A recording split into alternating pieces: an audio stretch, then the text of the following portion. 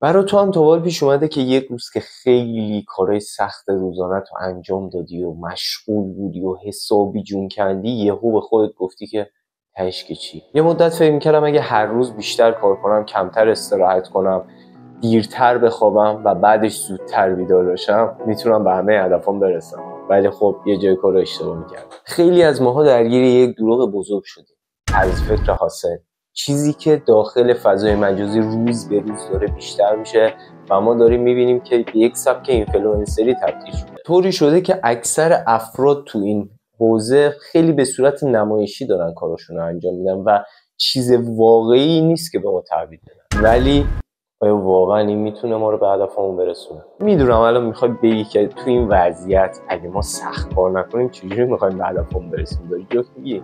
نه، حرف من اینه که درگیر یک سری چیزای الکی تو مسیر اهدافت نشو.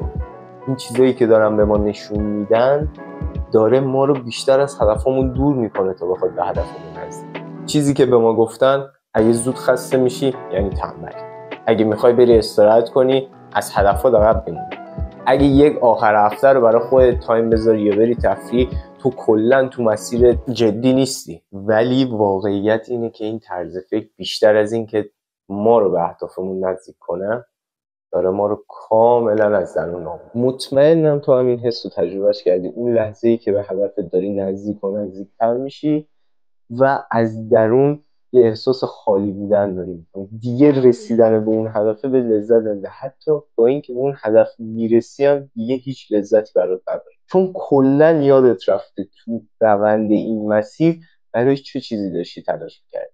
صرفا فقط میخواستی انجامش بدی، هر روز کارهای بیشتر کنار اهدافت، فقط فکرت این بوده که به اون هدف برسی. حالا باید چیکار کنی؟ چجوری باید جلوشو بگیری؟ یک سری تعادل‌ها ما نیاز داخل زندگیمون به وجود بیاره، ولی دقت کن، تعادل فقط بین کار و خانواده نیست. تعادل باید یک چیزی بین کار و همینطور خود تو باشه، تایمی که خودت برای خودت کنار میذاری. کارل نیوپورت تو کتاب کارآیسته میگه که ما واقعا هیچ کار ارزشمندی انجام نمیدیم، ما فقط داریم با سرعت کارامون رو پیش میبریم و اینجا اتفاق بدی داره میفته. حالا 3 اصل برای جلوگیری از این فرسودگی کاری ایشون به ما میگه داخل کتابش. اصل اول، کارهای کمتری رو انجام بده. به اون دست از افرادی هم که تمایل به انجام چندین کار مختلف با هم دیگه دارن، میگه آقا اگه این هفته مثلا بر فرض مثال تولید محتوا میخوای انجام بدی، فقط تولید محتوا انجام بده،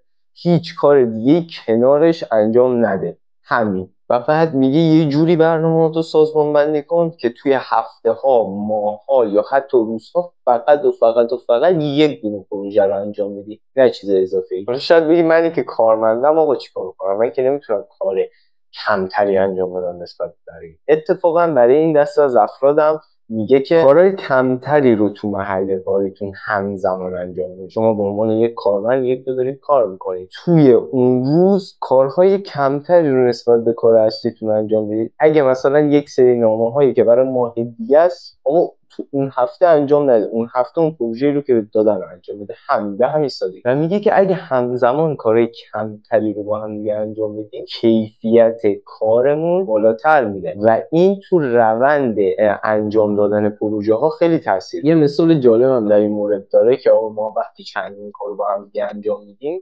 نمیتونیم این کیفیت رو داشته باشیم داخل کارمون. اینه که میگه ما هر کاری که داریم انجام میدیم یک سری مالیات هایی کنارش برای ما داره. مثالی که خودش داخل کتابش زده، از اون میگه من هنگام نویسندگی و کارهای دیگه یک سری مصاحبه ها، یک سری پادکست ها رو در هر مورد کتابم دارم.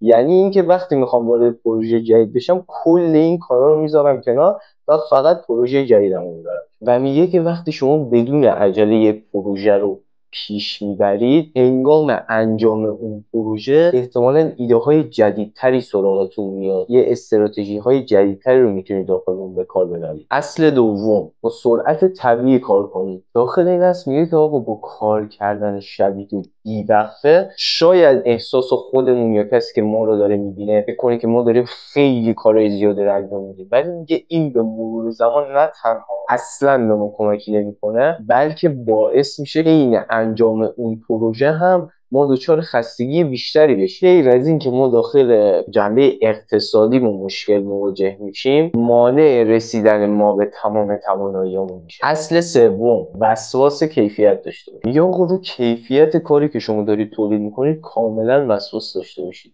حتی اگه به این معنا باشه که یک سری فرصت‌ها رو تو کوتاه مدت یا بلند مدت از دست بدید. و توصیه میکنه که یک رشته غیر مرتبط و حالا یه هنر، یه مهارت غیر مرتبط کنار کار اصلیتون هم همیشه داشته باشید. بعد این نه تنها الهام بخش شما میتونه باشه، بلکه باعث میشه خلاقیت‌های بیشتری هم داخل کار اصلیتون به وجود بیاره. و میگه که اصلا این اصل آخری هم برای کساییه که حالا این تعادل رو به وجود آوردن، فرض رو برای این گذاشته که آقا ما این تعادل رو داخل زندگیمون به وجود آوردیم. در غیر این صورت اصلا میگه تا وقتی که اون دو اصل قبلی رو داخل زندگیتون به وجود نیاوردین، اصلا به اصل سوم نمیخواد فکر کنید. فعلا در کل چیزی که میخواستم بگم بچه‌ها این که خیلی مهمه برای رسیدن به اهدافمون یک سری آوانس‌ها هم برای خودمون بذاریم. زیاد درگیر چیزهایی که داخل مجازی میبینیم نشیم. هر کسی سبک زندگی خودش داره بچه‌ها، قرار نیست ما هم مثل اونا زندگی کنیم. سبک زندگی خودتو درست کن، آروم و با تمرکز پیش برو